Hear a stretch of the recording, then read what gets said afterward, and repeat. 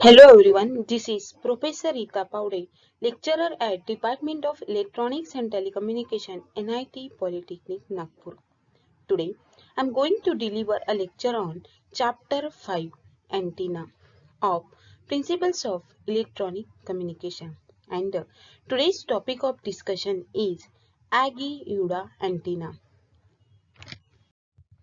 The course outcome for this course as use relevant type of antenna for various application. We have already discussed about this course outcome in the last lecture. By using the different types of antenna, we can apply that antennas for the various application. Learning outcome. After the completion of this topic, that is 5.4.1, which is nothing but your Aggie-Uda antenna, you will be able to explain with sketches the working principle of the particular given type of antenna, that is the Aggie-Uda antenna. उसके बाद में अगर कोई application दिया रहता है Aggie-Uda antenna का, तो उसको भी आप लोग एंटीना को चूज कर सकोगे for that particular application. Then it starts with the Aggie-Uda antenna. अभी सबसे पहले कि उसको Aggie-Uda antenna क्यों बोला जाता है, तो Aggie-Uda antenna or Aggie antenna, Aggie-Uda, it is also called as a Aggie antenna, is one of the most brilliant antenna design. Is one of the most brilliant antenna design. It is simple to construct and has a high gain typically greater than 10 dB. क्या है? It is simple in construction and इसको high gain है typically greater than that of the 10 dB. The Aggie-Uda antennas typically operate in the high frequency to ultra high frequency band. It means कितना frequency? 3 megahertz to 3 gigahertz तक के आप लोग use कर सकते हो सिग्नल को ट्रांसमिट करने के लिए. And it covers up to 40 to 60 kilometer. This Aggie-Uda antenna, it is nothing but your directional antenna system consisting of an array of coupled parallel dipoles. मतलब उसके जो भी एलिमेंट्स आप यूज कर रहे हो वो एक दूसरे के साथ कपल्ड रहेंगे, मतलब कनेक्टेड रहेंगे, क्लोज रहेंगे in the parallel form. This is commonly known as Aggie-Uda or simply Aggie antenna. Aggie-Uda antenna is familiar as the commonest kind of terrestrial TV antenna to be found on the rooftop of houses. आप लोगों ने पता नहीं देखा है कि नहीं देखा है, बट हमारे जनरेशन के टाइम पे जब ब्लैक एंड व्हाइट टीवी आता था उस टाइम पे हम लोग Aggie-Uda एंटीना को सिग्नल ट्रांसमिट करने के लिए, मतलब जो भी हम लोगों को पिक्चर डिस्प्ले होती थी, रिसीव होता था, वो just because of Aggie-Uda antenna. अगर घर के ऊपर अगर एंटीना नहीं है तो you can not be able to display the pictures on TV screen. देखो तो this is a Aggie-Uda antenna. पता नहीं बहुत सारे लोगों ने शायद देखा भी होगा, किसी ने नहीं देखा होगा.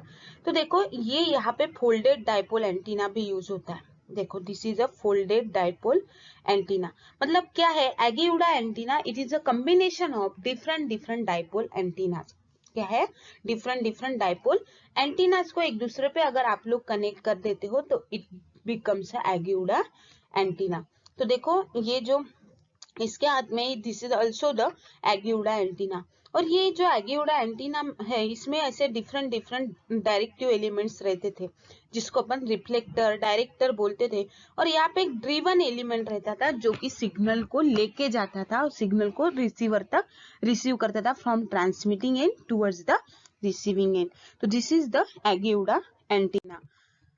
अभी इसका प्रिंसिपल क्या है?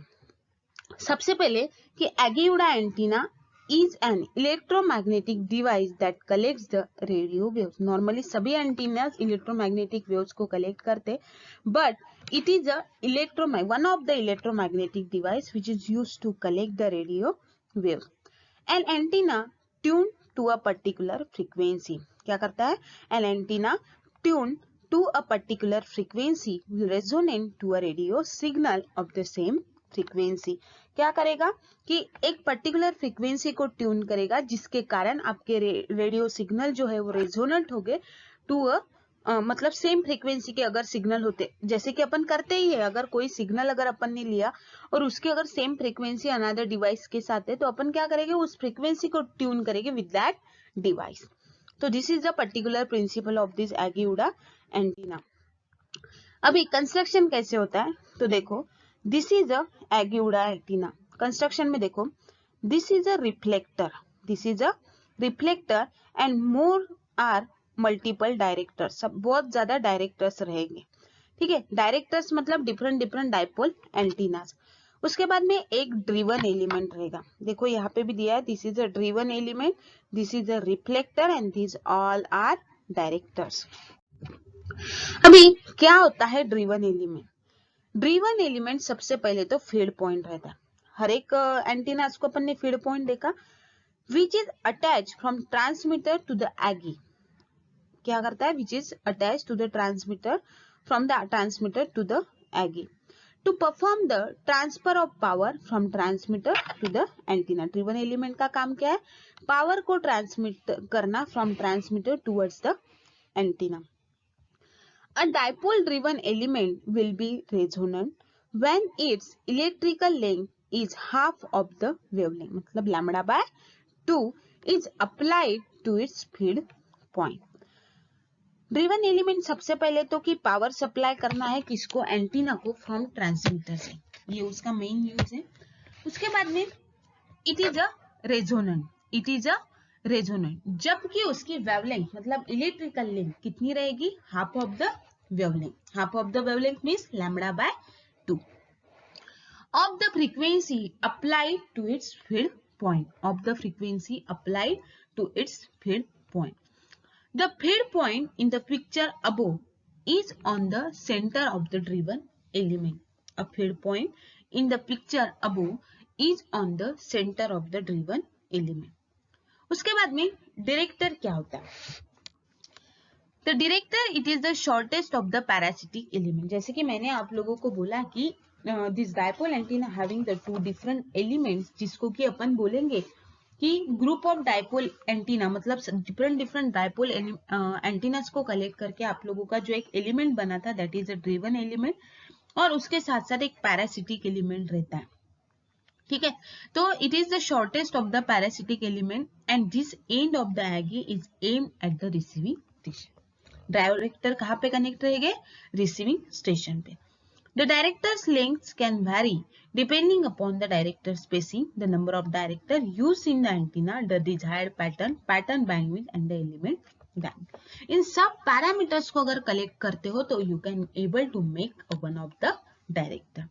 मतलब डायरेक्टर क्या है, it is a number of dipole antennas. बराबर है, तो जितने नंबर ऑफ डाइपोल एंटीनास आप लगाओगे तो उसको कितने स्पेस पे कनेक्ट करना है, उससे कितनी फ्रीक्वेंसीज आपको ट्रांसमिट करना है, रिसीव करने वाली कितनी फ्रीक्वेंसी रिसीव करेगा, ये सब डिपेंड रहेगा किसके ऊपर, डायरेक्टर्स के ऊपर.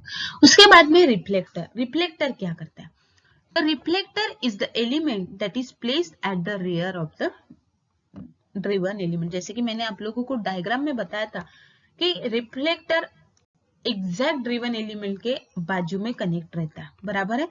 It's resonant frequency is lower and its length is approximately 5% longer than the driven element. और वो बड़ा रहता है, बीच में ऐसा बड़ा रहता है driven element. Its length will vary depending on the spacing and the element diameter. क्या रहता है, its length will vary depending on the spacing and the element diameter. The spacing of the reflector will be between 0.1 and wavelength and 0.25 wavelength. बराबर है. Its spacing will be depend on the gain, bandwidth, feedback ratio and the side lobe pattern requirements of the final antenna design. Side lobe मतलब क्या, इसके एक front lobe, side lobe, ऐसे दो lobes होते हैं जो कि आप लोगों को रेडिएशन पैटर्न में दिखाई देगी. अभी देखो इसका ये हो गया, प्रिंसिपल हो गया, कंस्ट्रक्शन हो गया. अभी वर्किंग प्रिंसिपल क्या होता है, तो देखो, this is a dipole antenna, this is a antenna, this is a antenna. Here this is a reflector, here this is a reflector. derives its main power from the driver. It derives the main power from the driver. It reduces the signal strain. It reduces the signal strain in its own direction, and thus reflects the radiation towards the driver. Thus reflects the radiation towards the driver and the director. The driven element is where the signal is intercepted by the receiving equipment and has the cable attached that takes the received signal to the receiver. ये हो गया driven element. ये कौन सा है? तो ये जो रिसीविंग सिग्नल से आने वाले सिग्नल है वो इसके साथ क्या हो गए? इंटरसेप्टेड हो गए. बराबर है. एंड इसको एक केबल अटैच रहता है जो कि रिसीव्ड सिग्नल आप लोगों के रिसीवर मतलब टीवी तक पहुंचाना उसका काम है. The radiator and the driver can be placed more closer. The radiator and the driver. This is the radiator. More closer to increase the radiation length towards the director. देखो यहाँ से आपके सिग्नल आए, ठीक है, यहाँ से आप लोगों ने क्या किया? ट्रांसमिट करना शुरू कर दिया. तो एक ड्रिवन एलिमेंट का देखो सिग्नल ट्रांसमिट हो रहे यहाँ तक आ रहे. उसके साथ साथ आप लोगों का रेडिएशन पैटर्न जो है वो एक साइड में मतलब रिसीविंग एंड पे जा रहा है. इसीलिए जो रेडिएशन पैटर्न है is like that. Bidirectional radiation pattern रहता है एगी-उड़ा एंटीना का. उसके बाद में देखो रेडिएशन पैटर्न, जैसे मैंने आप लोगों को बताया बाय डायरेक्शनल रहता. These are the side lobe, this is a back lobe and this is a front lobe.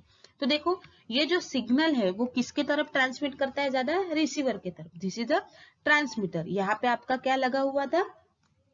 Driven element. उसके बाद में आप लोगों का रिफ्लेक्टर, उसके बाद में डायरेक्टर. तो सिग्नल जो है फ्रॉम ड्रिवन एलिमेंट से ड्राइव होते हुए किसके तरफ जा रहा है? रिसीविंग एंड पे. इसीलिए इसका फ्रंट लोब जो है वो सबसे बड़ा होता है. तो this is the radiation pattern of the Yagi Uda antenna. अभी इसके एडवांटेजेस, डिसएडवांटेजेस एंड एप्लीकेशन क्या है? एडवांटेजेस ऑलरेडी अपन ने पहले ही लाइन में पढ़े थे. It has a moderate gain of about 7 dB.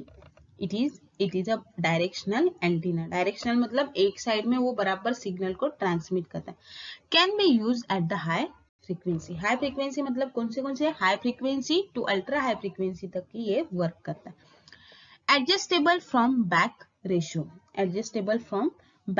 Ratio. उसके बाद में इसके लिए कुछ डिसएडवांटेजेस भी है. The gain is not very high. It needs a large number of elements to be used. Large number of elements मतलब इसके पास 2 एलिमेंट्स है, parasitic element and the driven element. Application कहाँ यूज होता है? Yagi Uda antenna. It is a unidirectional antenna used for television receivers. They provide better tuning because of large bandwidth and has a decent gain. This lecture summarizes with क्या पढ़ा अपन ने? Construction, working principle and the radiation pattern of Yagi Uda antenna and CO5 getting mapped with the already discussed about this CO and PO mapping in the last lecture. Thank you so much for listening this lecture. Thank you.